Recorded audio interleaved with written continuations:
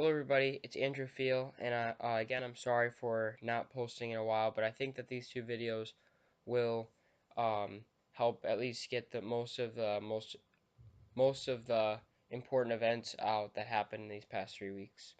With the French protests, the French were protesting over gas prices increasing, while the Macron, the French president, was at the G20 summit, and so he came back with seeing these protests, and I think he handled it when he addressed France and said that he would do things like raise the minimum wage. It seemed to be getting better, but um, then a shooting happened where 3 people died and 11 people were wounded, and the shooter was still at large, so that kind of hurts Macron and France. And I'm sorry to the victims and their families. I mean the victims' families and France for going through another shooting that they say is from a terrorist attack. And of course, Trump's response was to say, "Oh, there was a French shooting. Let's get our border security and build that wall." That's one of his most recent tweets. Um, and along with that, he met with prominent Democrats such as Nancy Pelosi, and he was saying that he was willing to shut down the government over border security. So that's just him being an idiot.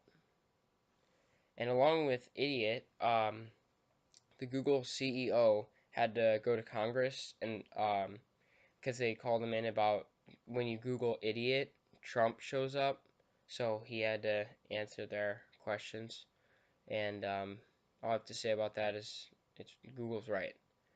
Um, with the Comey and FBI bias, so the Republicans, with their last couple, last little bit of power in the House, are looking at the bias in the FBI because they think that they're leaning Democrats, and the report did show that. Well, I mean, the article did kind of say that, like the Justice Department and Comey like didn't answer all of the questions and like all of the information. And so I'm not 100% sure, but I did kind of see that, they weren't like saying everything. And if does have a bias in the Justice Department, that's not right for them to have those sort of biases. And I don't support that at all. I am against that. But I wanted to say something that was uh, pretty funny about from the Democrats because the Democrats were saying that it's funny that like with Robert Mueller's investigation closing in on Trump, that the Republicans are with their last dwindling power in the House are trying to make it like stick up for Trump and make it that way. I mean, don't get me wrong, I don't think that it would be right for there to be a bias in the FBI. It's supposed to be neutral, but like a political bias, but it is true that they're just sticking up for Trump.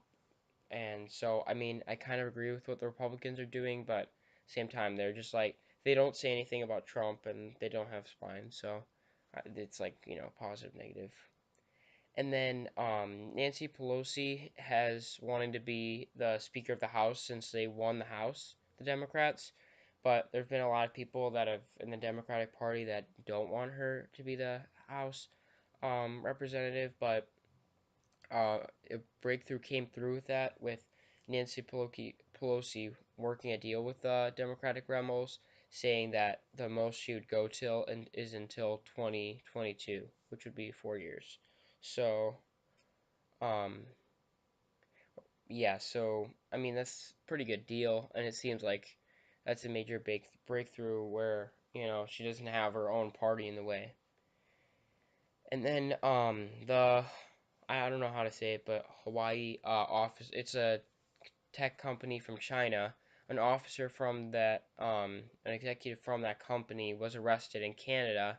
So it's kind of like an icy relationship that with Canada, the U.S., and China. Um, because they were saying like because of tax fraud and they arrested her and were going to put her on trial. Now they did give her a bail, so she can wait in her Vancouver home until they do the trial to see. Um, but it was like requested by the United States, so it kind of puts it kind of seems to put Canada in a bad spot, and you know, I don't know. In response to that, China detained a former Canadian diplomat in Beijing, and but it says that the United States requested for Meng to be arrested. So you know, um, it's kind of a bad situation, especially since we're not in the best relationship with China already with the trade war and everything else. So I mean, if she actually did commit crimes, then China has nothing to be mad about.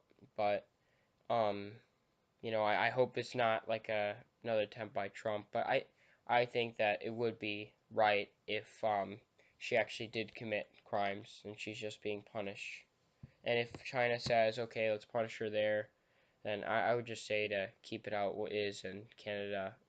We'll see how the trial goes, but if she did commit crimes, then she should have to serve the time for them. It just sucks that Canada has to be in the position now where their tensions are icy when they're normally neutral. I think that has a little bit to do with the U.S. So, but that's not even the biggest news because Cohen was like earlier, like a couple weeks ago, was talking about the Cohen deal with him talking to Mueller for like 70 hours and talking about the Moscow project, which was like Trump giving Putin a building for dirt on Clinton and a lot of damning information, and he got sentenced to 3 years in jail. I think he was gonna serve like a little over 5 years, but then because he worked with the Mueller investigation, and because he like said that he did commit the crimes he did, that he served the 3 years, and it was like because of the like his shady deals with the like Trump's affairs with women, and I think the New York punished him, and the Mueller investigation was saying to punish him for lying to Congress, but they were also kind of sticking up for him too. So yeah, so that was a big deal. And then Avenatti, which was Stormy Daniels' lawyer, said that like he deserved every day he had. Now Trump's next. And then Petrillo, which is Cohen's lawyer, was saying that like in his defense, he it was very risky for him to do that, like to talk bad about the president of the United States for information on the Mueller investigation and go behind his back, being his former lawyer, and